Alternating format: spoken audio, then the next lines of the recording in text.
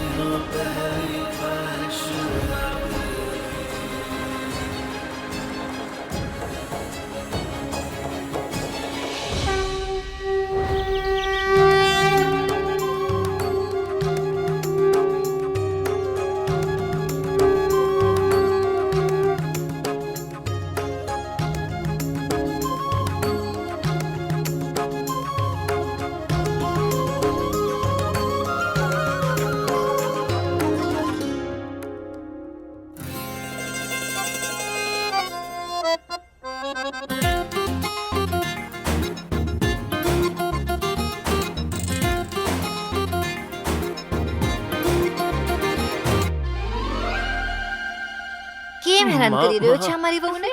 હા, ઉતર નીચે. ઓકે ઓકે ઓકે ઓકે ઠીક છે, ખાઉં છું.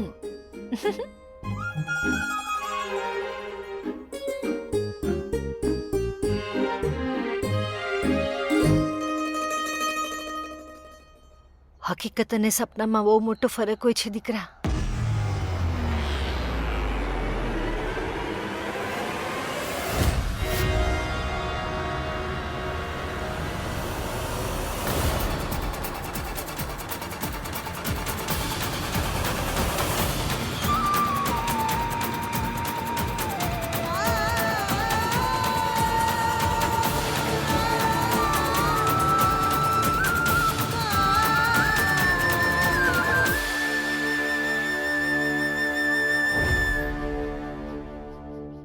હું જાણું છું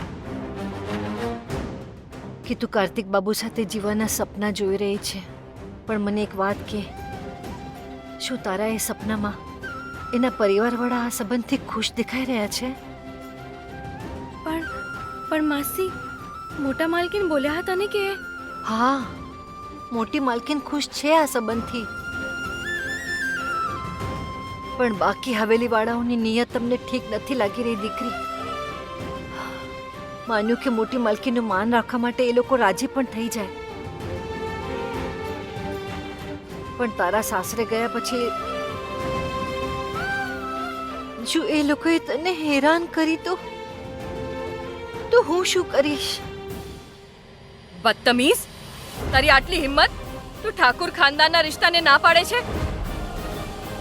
જોઈ રહ્યા છો માજી, અત્યારથી જ માથું ચડી ગયું છે આનું તો. માસી, પણ આ તો ક્યાંય પણ લગ્ન કરશો મોટી બેન સાથે એવું થઈ શકે છે, તો તમે આટલું ઊંધું ઊંધું કેમ વિચારી રહ્યા છો? એમ પણ અમારા કહેવાથી કંઈ નથી થતું. મૈયાએ કહી દીધું છે અમને કે કાર્તિક જીજુના લગ્ન મોટી બેન સાથે જ થશે. આ જોઈ લો, જીજુએ મોટી બેનની માંગ પણ ભરી દીધી. અરે મારી માળી, આટલો નાનકડો છે અને વાતો કેવી મોટી મોટી કરી રહી છે. એવું લાગે છે જાણે 24 કલાક મૈયા રાણી તારી સાથે જ વાતો કરતી હોય. અરે કરે જ છે ને. અને મારું છોડો, તમે તો માનો છો ને કે આ બધું મૈયાની મરજીથી જ થઈ રહ્યું છે. મૈયાના મંદિરમાં મૈયાની સામે જ એ રાક્ષસ હોતા છતાં પણ કાર્તિક જીજુએ મોટી બેનની માંગ ભરી દીધી. એનાથી તો એ જ સાબિત થાય છે ને કે આ જોડી મૈયાએ જ બનાવી છે. એ જુઓ, આશીર્વાદ પણ આપી રહ્યા છે.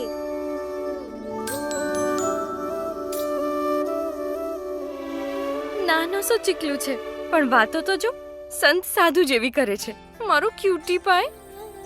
ગણીને 4 દિવસ પણ નથી થયા તારી સાથે, પણ એવું લાગે છે કે જો તું ચાલ્યો ગયો તો અમે કેવી રીતે રહીશું તારા વગર?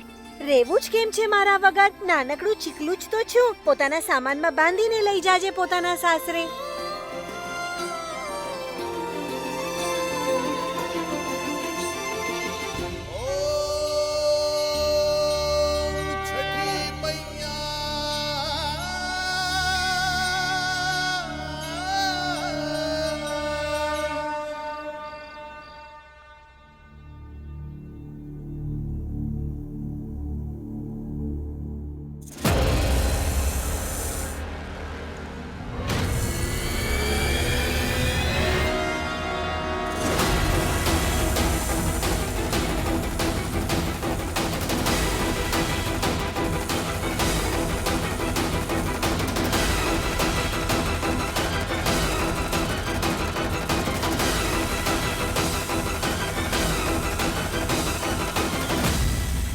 આહ!